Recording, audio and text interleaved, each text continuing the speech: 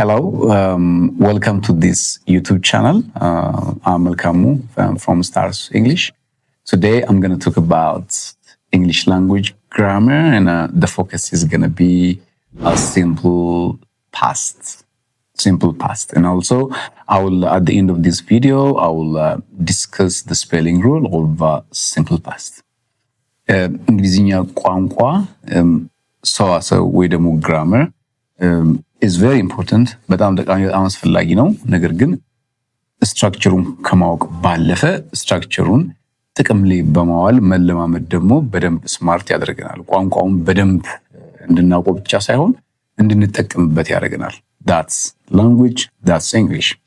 ስለዚህ አሁን እኔ የማስተምራችሁን ስትራክቸር በልምምድ እየተሞላ ስለሆነ ቪዲዮን እያቆማችሁ እየተለማመዳችሁ እያቆማችሁ ፕራክቲስ እያደረጋችሁ ቪዲዮን እንድትከታተሉ ለማለት እፈልጋለሁ። ምናልባት ለዚህ ዩቲዩብ ቻናል አዲስ ከሆናችሁ ሰብስክራይብ እንድታደርጉ ለማሳሰብ እወዳለሁ። ሐሳብ አስተያየቶቻችሁን ደግሞ you can write down in the comment section and let's jump into the lesson. ኦኬ እንግዲህ ከዚህ በፊት በሰራኋቸው ቪዲዮዎች ላይ ስለ verb to be አሳይቻችኋለሁኝ። ስለ verb to do ደግሞ ጀምረን እያወራን እንገኛለን። ስለመሆን ጨርሰናል። አሁን ግን ድርጊት ላይ ያለነው። ድርጊትን በተመለከተ ደግሞ simple presentን አይተናል፣ present continuousን አይተናል፣ present perfecትን አይተናል፣ present perfect continuousንም ዲስከስ አድርገናል። እንግዲህ ዛሬ ደግሞ simple past is going to be the focus. እንግዲህ ይሄ simple past የምንጠቀመው what I forgotten is simple past ማሳየት ብቻ ሳይሆን በቪዲዮ መጨረሻ ላይ ደግሞ ስፔሊንግ ሩሎቹንም አሳያችኋለሁ።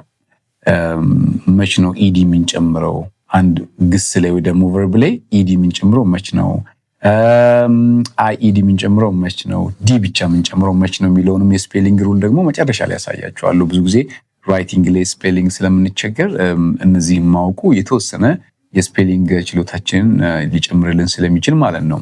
ኦኬ ሉክ እንግዲህ ሲምፕል ፓስት ከስሙ እንደምትረዱት ኃላፊ ጊዜ ላይ የተደረገን ነገር ለመግለጽ የምንጠቀምበት ስትራክቸር ነው። ኃላፊ ጊዜ ላይ ለምሳሌ ጠዋት ላይ ሰርተን የጨረስነውን ነገር ሊሆን ይችላል። ትናንትና ላይ ሰርተን የጨረስነውን እንዲያርግ ነበር የሚል ትርጉም ነው ያለው በቀጥታ። ለምሳሌ አንድ ሰው አይ ፕሌይድ ፉትቦል ቢል ምን እያለ ነው? እኔ ኳስ ተጫውቼ ነበር ነው። ኦኬ ሶ ጊዜ እንኳን ባይኖር ላይክ ኳስ ተጫውቼ ትናንትና ተጫውቼ ነበር የሚለው ትናንትና እንኳን ባይኖር ኢዲ በመጨመሩ ፕሌይድ በመሆኑ ብቻ ኃላፊ ጊዜን ያሳያል ማለት ነው። ሶ አይ ፕሌይድ ፉትቦል፣ አይ ፕሌይድ ባስኬትቦል ተጫውቼ ነበር፣ እግር ኳስ ተጫውቼ ነበር። አይ ፕሌይድ ፉትቦል፣ አይ ፕሌይድ ባስኬትቦል። A brighter future we have found. ኦኬ ሌትስ ሲ አሁን ደግሞ ጥቅሙ ይሄን ያህል ካሳየኋችሁ ስትራክቸሩን ላሳያችሁ። ፖዚቲቭ ሌትስ ሲ ሉክ ለምሳሌ ኳስ ተጫውቼ ነበር። እኔ ፕሌይድ ፉትቦል፣ አይ ፕሌይድ ፉትቦል። ኦኬ ሺ ሂ ኢትም ቢሆን the same played, they we you ቢሆን the same played። ኦኬ verb to ነው by the way verb to የሚለው ስትራክቸር እንግሊዝኛ ቋንቋ ላይ ከሲምፕል ፓስት ውጪ ሌላ ቦታ ላይ አንጠቀምም። we use it only in simple past። ለምሳሌ በልቼ ነበር ለማለት እንደምንለው I ate breakfast፣ I ate bread yesterday፣ I ate bread። ate ነው የምንለው አይደለ?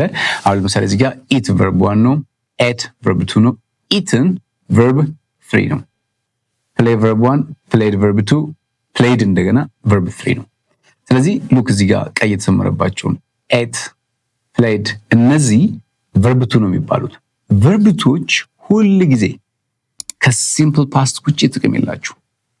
we use them only in simple past። ይሄን ማወቅ እንግሊዝኛችሁ ጥሩ የሆነ ቋንቋ ተናጋሪ እንድትሆኑ ይረዳችኋል። for sure በደንብ የምትለማመዱበት ከሆነ ማለት ነው። ኦኬ so we use verb 2። ስለዚህ ስትራክቸሩ ፎርሙ እንደምን የሚሆነው subject plus verb 2 ነው የሚሆነው ማለት ነው። ኦኬ አድርጌ ነበር ለማለት for example yesterday I wrote letter to my mom። I wrote letter to my mom. እናቴ ደብዳቤ ጽፌ ነበር። Okay. Last week I met my friend. ብንል ጓደኛን አግኝቼ ነበር ለማለት ነው ባለፈው ሳምንት። Okay. ስለዚህ አሁን እነዚህ ኤክስፕሬሽኖች ደግሞ ጊዜን ያሳዩልናል። like yesterday ትናንትና አይደለ? last week ባለፈው ሳምንት last month, last year, a year ago. እዚህ ጋር የሚጻፍላችሁ በደንብ a year ago. Okay. A month ago ወይ ደግሞ before 1 year, before 2 years የሚለው ኃላፊ ጊዜ የሚያሳዩ ሲሆን እነዚህ ነገሮች እንኳን ባይኖሩ verb to እዚህ ጋር በመኖሩ ድርጊቱ ኃላፊ መሆኑን እንረዳለን ማለት ነው። Okay. ስለዚህ like let me come back to the structure, the positive one. So I played football. She ate bread. በልታ ነበር ዳቦ በልታ ነበር ለማለት they ate bread or they played football. ተጫውቶ ነበር ነው። ስለዚህ verb to ነው የምንጠቀመው። ባለቤት ይመጣል፣ ከባለቤት ቀጥሎ verb to ይመጣል ማለት ነው። እንግዲህ እነዚህ verb to የሚሆኑት ግሶች ደግሞ verbs regular እና irregular ተብሎ ለሁለት ይከፈላሉ ነው። the regulars and irregulars. Okay. ለምሳሌ eat, ate, buy, bought, write, wrote. Okay. Swim, swam. እነዚህ verb to እነዚህ ግሶች irregular ይባላሉ፣ ህግ ስለሌላቸው ማለት ነው። ስለዚህ በአይምሮአችን ከመያዝ ውጪ ሌላ የሆነ የወጣላቸው ህግ ስርዓት ስለሌለ irregular ይባላሉ። ኦኬ። እነዚህ ደግሞ ዲ እና ኢዲ ወይ አይዲ ምን ጨምርባቸው ደግሞ regular ይባላሉ፣ ስርዓት ያላቸው ህግ ያላቸው ማለት ነው። ህግ ወጥ ያልሆኑ ማለት ነው። like play, played, study, studied, finish, finished, start, started. you see ed ወይ id ወይ ደግሞ ዲ ብቻውን እየተጨመረባቸው verb to መሆናቸውን በዚህ መልክ እናሳይ እንችላለን። እነዚህ irregular ሲሆኑ እነዚህ irregular ይባላሉ ማለት ነው። good. እሺ ስለዚህ verb to simple past ውስጥ ብቻ ነው የምንጠቀመው ካል ተጠቀማቸው ደግሞ ያለፈ እየተደረገ የተጠናቀቀ ካሁን ጊዜ ጋር ግንኙነት ያሌላቸውን ድርጊቶች ነው የምንገልጽበት ካልን ኔጌቲቭ ለማድረግ ደግሞ እንዴት መጠቀሙ? let's see. ኔጌቲቭ ደግሞ ለማድረግ ምንድነው የምናደርገው? ለምሳሌ እኔ አልተጫወትኩም ነበር ለማለት what do we say? እኔ አልተጫወትኩም ነበር፣ እሷ አልተጫወተችም ነበር፣ እነሱ አልበሉም ነበር ለማለት። ኦኬ። አይቻቻለሁ yesterday ትናንትና ጠዋት ሳይበሉ ነው ከቤት የወጡት፣ አልበሉም ነበር ለማለት ብንፈልግ። ኦኬ look እኔ አልተጫወትኩም ነበር I did not play. I did not play. እኔ አልተጫወትኩም ነበር። ኦኬ። እሷ አልተጫወተችም ነበር ለማለት she did not play. you see እነሱ አልበሉም ነበር ለማለት they didn't eat. ስለዚህ አሁን look አይም ቢሆን ባለቤት he she itም ቢሆን ብዛት የሚያሳዩን you they we ቢሆኑ ቀጥሎ የሚመጣው ቃል verb to ነው የሚሆነው። ለሁሉም ተመሳሳይ ነው። if you remember ከዚህ በፊት በሰራነው ቪዲዮ ላይ እናንተም እንደምታውቁት simple present ከሆነ እኔ በላለሁ ለማለት ወይ እኔ እጫወታለሁ ለማለት I play ነው የምንለው። she ከሆነ ግን plays ነው የምንለው አይደለ? she plays football, I play football, we play football ነው የምንለው። they play football። እዚህ ጋር ግን simple past ላይ ለሁሉም verb to ነው። ሲንጉላርም ይሁን ፕሉራልም ይሁን ብዛትም የሚያሳይ ኦኬ ነጠላ ቁጥርም የሚያሳይ whatsoever the subject is, okay, the verb that comes should be verb to. ችምበረም እንድትይዙልኝ እፈልጋለሁ፣ ልዩነት አይኖረውም ማለት ነው። ኦኬ ኦኬ good. እሺ ኔጌቲቭ ለማድረግ ስንፈልግ ደግሞ ምንድነው ያለው? ኔጌቲቭ ደግሞ ለማድረግ ስንፈልግ ምንድነው ያለው? I just jumped into another idea and yeah, let's come back to the negative one. So I did not play football. አልተጫወትኩም ነበር። she did not play football. እሷ አልተጫወተችም ነበር። we ወይ ደግሞ they ወይ you did not eat bread. ዳቦ አልበሉም ነበር። you see so didn't ተጠቀማለን። አሁን እዚህ ጋር ደግሞ ኔጌቲቭ ላይ simple present ላሳያችሁ። እሷ አትበላም ለማለት ቁርስ እሷ ትዘላለች፣ ሁሌ እሷ አትበላም ለማለት she doesn't eat breakfast. she doesn't eat bread doesn't ነው የምንለው። እዚህ ጋር ግን she didn't ነው። we don't eat ነው የምንለው አንበላም እኛ። እዚህ ጋር ግን አልበላሁም ነበር ለማለት we did not eat ነው የምንለው። ስለዚህ did ለሁሉም ይሆናል ማለት ነው። ለሁሉም ኦኬ I we she he it singular plural for all did እንጠቀማለን ማለት ነው። the same ኦኬ ለሁሉም ማለት ነው። ግን በጣም ጥንቃቄ የሚያስፈልገው ምንድነው? I did not ካልኩ በኋላ ate አልልም። I did not ካልኩ በኋላ played አልልም። that's the thing I did not ካልኩ በኋላ go ነው የምለው እንጂ went አልልም። I didn't go I did not go ነው የምለው። ስለዚህ እንዴት ነው የሚሆነው? ስትራክቸሩ የኔጌቲቭ እንዴት ነው የሚሆነው? subject ከዛ did ከዛ not ኦኬ ፋይናሊ verb 1 ነው የሚሆነው። እቺ በደንብ እንድትይዙ ፈልጋለሁ። ኦኬ ብዙ ጊዜ ኮንፊውዥን ስለሚፈጠር ማለት ነው።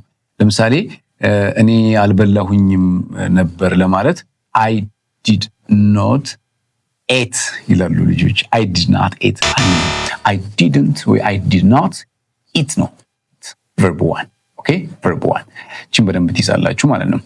ኦኬ the other one is let's talk about pronunciation a bit.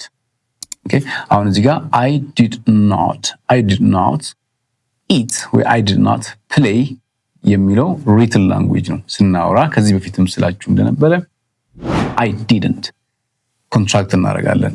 did not የሚለውን didn't I didn't eat okay I didn't play I didn't go I didn't smoke I didn't any verb 1 I didn't ነው የምንለው። እሺ did not አንልም ስናወራ ማለት ነው። ስንጽፍ that's right I did not ብለን እዚህ ጋር ጽሁፍ ላይ እንደምታዩት I did not play እኔ አልተጫወትኩም ነበር ለማለት።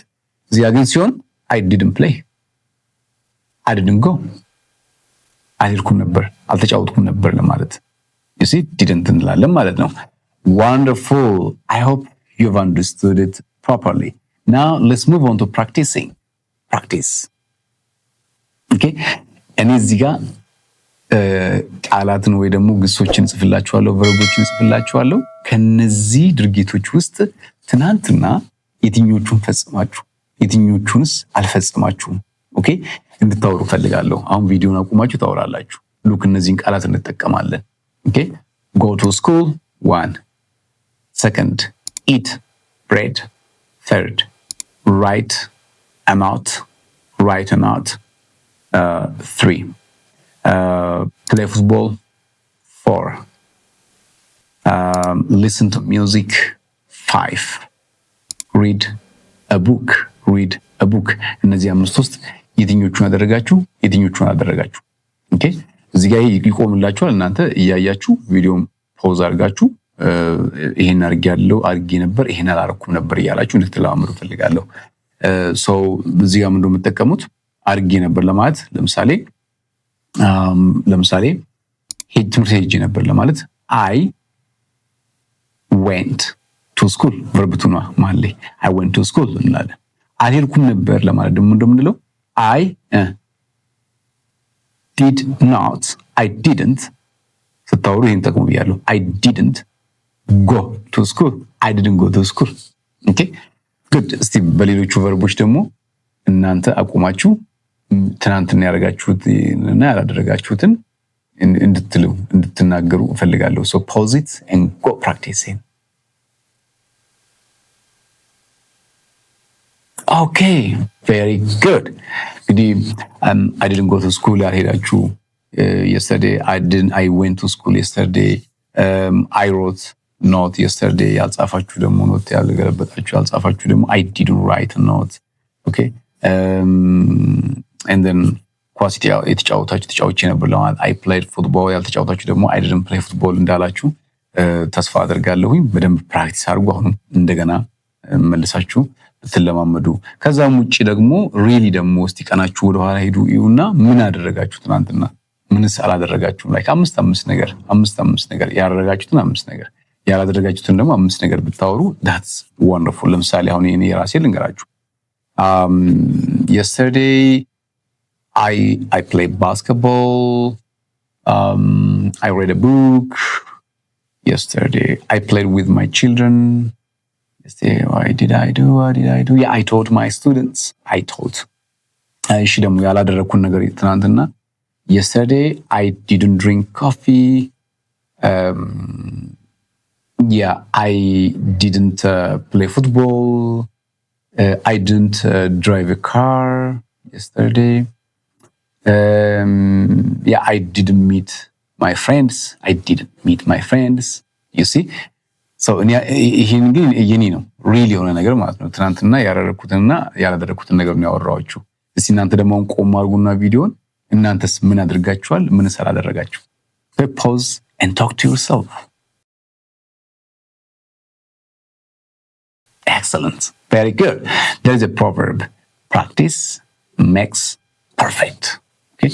እንግሊዝኛ ቋንቋ ላይ ምርጥ መሆን ከፈለጋችሁ በደንብ መለማመድ በደንብ እንደ እብድ ማውራት ያስፈልጋል ብቻችን። ኦኬ ሶ ይኑር አይኑር ኖ ፕሮብለም። ቁጭ ብላችሁ ብቻችሁ ምቹ በሆነ ቦታ ላይ ሆናችሁ ኦኬ ማውራት መጻፍ ኦኬ ማንበብ ነው መለማመድ is very important። እንግዲህ ሌላ ጊዜ ደግሞ ቲፖች ላይ እንዴት ቋንቋችሁ ማሻሻል ትችላላችሁ ስትራቴጂዎች ላይ ያተኮረ ቪዲዮ ደግሞ ሰራላችኋለሁ። Very good. Now let's move on to the third part which is about question. እሺ ጥያቄስ ማድረግ ብንፈልግ ለምሳሌ እንዲያርገህ ነበር ወይ ትናንትና ኳስ ተጫውተህ ነበር ወይ ለማለት እንዴት ነው የምንለው? ኦኬ look yesterday yesterday መጀመሪያ መጣ ተጫጭ yesterday comma did you play football ወይ ደግሞ did you play football yesterday ትናንትና ኳስ ተጫውተህ ነበር ኳስ ተጫውተሽ ነበር ኦኬ ኳስ ተጫውታችሁ ነበር ለማለት did you play ነው እንግዲህ play አንልም ብለናል ምክንያቱም did በራሱ ፓስትን ስለሚያሳይ ሌላ ፓስት ሜከር አንፈልግም so did you play football yesterday did I sleep enough yesterday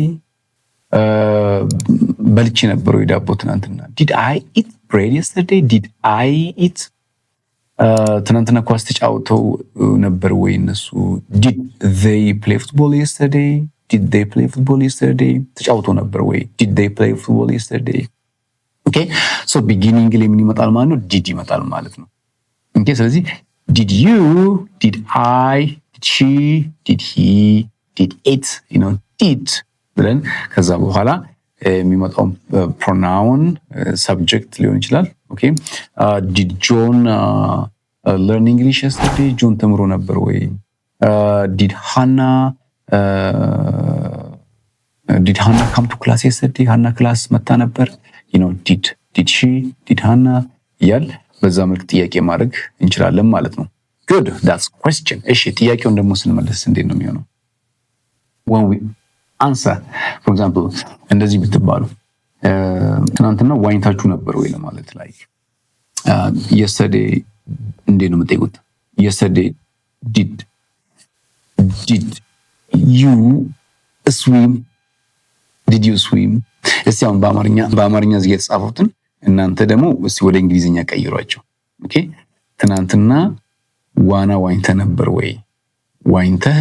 ነበር ወይ ትናንትና ፊቴን ታጥቤ ነበር ወይ ትናንትና እነሱ ምግብ በልተው ነበር ወይ ኦኬ ምግብ በልተው ነበር ወይ እስቲ እነኚህ ሶስቱን ቀይሩልኝ excellent very good ስለዚህ ምንድነው ያላችሁት ማለት ነው yesterday did you swim ዋኝተህ ነበር ወይ ለማለት did you swim okay did you swim yesterday ወይ ደግሞ yesterday did you swim all the same did you swim yesterday ዋኝተህ ነበር ወይ ስለዚህ ሰውየው ኳኘ ምን ይለናል yes I did no I didn't ይለናል ማለት ነው ኦኬ ሁለተኛ ላይ ትናንትና በልተህ ነበር ወይ ምግብ በልተህ ነበር ወይ did you eat breakfast or did you eat bread yesterday ትናንት በልተህ ነበር ወይ ደግሞ እሷ በልታ ነበር ወይ did she eat bread yesterday okay እነሱ በልተው ነበር ወይ did they eat bread yesterday ስለዚህ ስንመለስ እንዴት ነው የምንለው ለምሳሌ ራሴን ብጠይቅ did I eat bread yesterday yes I did no I didn't okay እሷ በልታ ነበር ወይ ትናንትና did she eat bread yesterday yes she did ወይ ደግሞ no she didn't ኦኬ እነሱ በልተው ነበር ወይ ትናንትና? yes they did okay did they eat bread yesterday? yes they did በልተው ከሆነ ካልበሉ ደግሞ no they didn't eat ኦኬ ስለዚህ በዲድ ስለተጀመረ መልሱን በዚህ መልክ በዲድ አድርገን ልንመልስ እንችላለን ማለት ነው። very good እንግዲህ ሁሌ እንደምለው practice makes perfect practice makes perfect ኦኬ እንግሊዝኛ ቋንቋ ምንም ማጂክ አያስፈልግም ልምምድ ብቻ ነው የሚያስፈልገው። ኦኬ እግር ኳስ እንደመጫወት ውሃዋና እንደመዋኘት ክብደት እንደማንሳት ሁሉ ጊዜ ባደረግነው ቁጥር የምንለምደው ስለሆነ ኦኬ በተደጋጋሚ እያደረግን ቋንቋችንን በደንብ ማዳበር እንችላለን።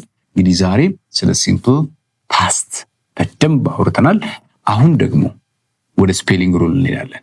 በምን መልኩ ሲመጡ ነው ዲ የምንጨምረው፣ በምን መልኩ ሲመጡ ነው ኢዲ የምንጨምረው፣ መቼ ነው አይ ኢዲ የምንጨምረው የሚለውን ደግሞ ላሳያችሁ። Let's go. Okay, very good. Now it's time to see when to add D, when to add IED, and when to add ED. እንግዲህ አሁን እነዚህን ላይክ ዲ መቼ እንጨምራለን፣ ኢዲ መቼ እንጨምራለን፣ አይዲ መቼ እንጨምራለን የሚሉትን ህጎች እናያለን ማለት ነው። ይሄ ደግሞ ስፔሊንጋችን ላይ ጥሩ የሆነ ተጽዕኖ ይፈጥርልናል። so it's good to know that. እንግዲህ የመጀመሪያው ህግ ምንድነው? በድርጊቱ ላይ ኦኬ ኢ መጨረሻ ላይ ስትመጣ ኦኬ ላይክ ዳንስ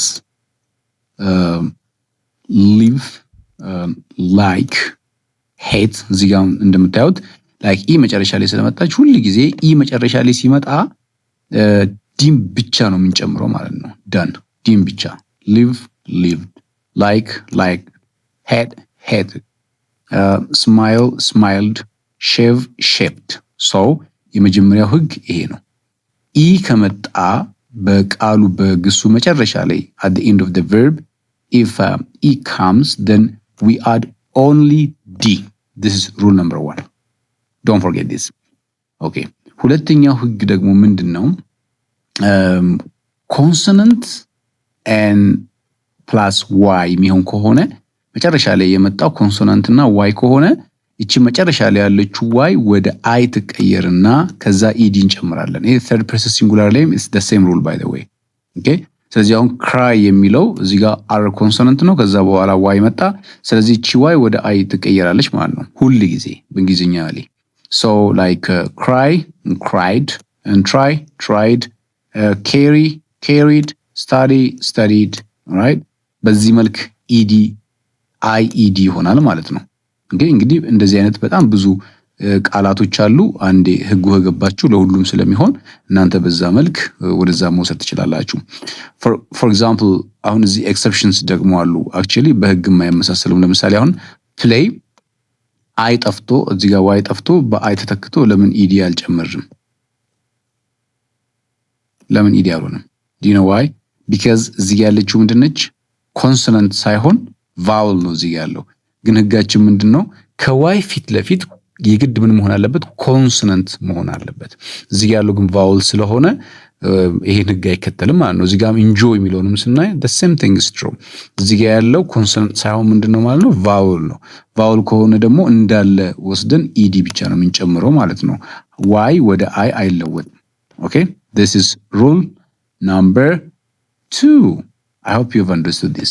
And the third rule is if a verb ends with consonant and then vowel and then consonant. Okay? ለምሳሌ stop p double ትሆናለች። okay? እዚያ ኮንሶናንት አለ፣ ቀጥሎ vowel አለ፣ ከዛ ኮንሶናንት አለ። ስለዚህ መጨረሻው ኮንሶናንት double ይሆናል ማለት ነው like this one.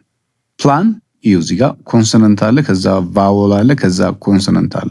ኮንሶናንት ቫውል ኮንሶናንት በዚህ መልክ ስላለቀ ምን ይሆናል? እቺ የመጨረሻውን ኮንሶናንት ዳብል እናደርግና ከዛ በኋላ ኢዲ እንጨምርባታለን ማለት ነው። the same is true for this one. okay rub ይላል so rub and consonant vowel consonant ስለሆነ የመጨረሻው ኮንሶናንት ዳብል ትሆናለች። ከዛ ኢዲ እንጨምራለን። rub rubbed pin pinned. okay this is rule number 3. ግን ኤክሰፕሽንስ አሉ እዚህ ጋር። ለምሳሌ በኤክስ የሚያልቅ ከሆነ ቃሉ በዋይ የሚያልቅ ከሆነ ቅድም እንዳየነው and also በኤክስ የሚያልቅ በደብሊው የሚያልቅ ከሆነ ደብል አናረጋቸውም ማለት ነው። መጠነኛ የሆነ የአናባቢነት ባህሪ ስላላቸው እነኚህ we don't double it. Okay, so we say fix, fixed, play, played. በደብሊውም ካለቀ ልክ እንደዛው ማለት ነው። this is rule number 3. ደብል እናደርጋለን መቼ? መጨረሻ ላይ ቫወል ምንድነው ኮንሶናንት ቫወል ኮንሶናንት ሆኖ ሲመጣ ማለት ነው። number 3. okay, rule number 4 is verbs ending in l okay, double the l. ይሄ በብሪቲሽ እንግሊሽ ላይ በዛ መልክ ነው የሚሆነው። ላይክ መጨረሻ ላይ ኤል ሆኖ ፊት ለፊቱ ላይ ቫውል ካለ እቺ የመጨረሻዋ ኤል ዳብል ትሆናለች። the Americans is like normal እንደዚህ ነው የሚሆነው። the British is just like this one, ኤል ደብል ይሆናል ማለት ነው። so travel, the British English is L should be double. okay, traveled, this is American. cancel ኤል ላይ ያለቀው ፊት ለፊቱ ቫውል ላይ ያለው ስለዚህ ኤል ደብል ይሆናል። that's UK, but in the Americans is just like this. okay, this is rule number 4 and rule number 4. and rule number 5 is here you go, verbs ending in IC. በአይ እና ሲ የሚያልቁ ግሶች ወይ ደግሞ ቨርቦች ላይ ከኢዲ በፊት ኬን እንጨምራለን። that's a bit weird, እንጠቀምበታለን ግን ያን ያህል እንደ የያዝነው አይመስለኝም። so that's why I say it's a bit weird.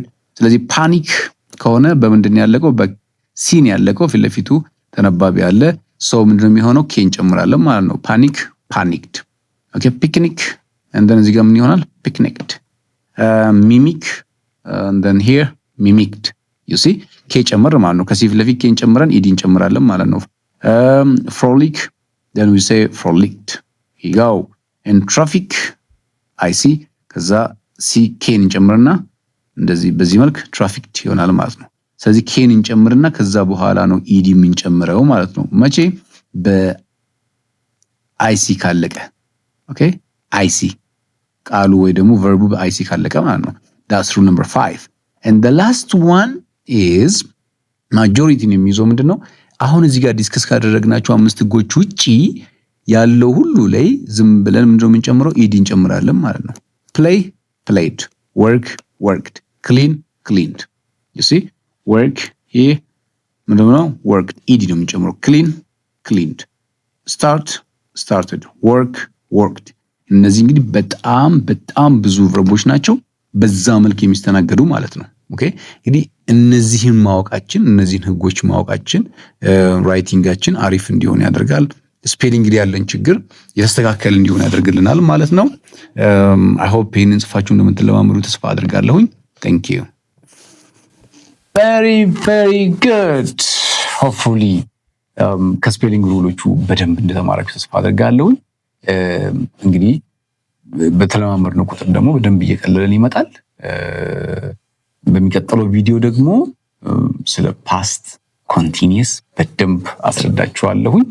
ይህንን ቪዲዮ ስለተከታተላችሁ አብራችሁን ስለቆያችሁ I would love to say thank you so much and stay tuned and I'll see you next time. Goodbye.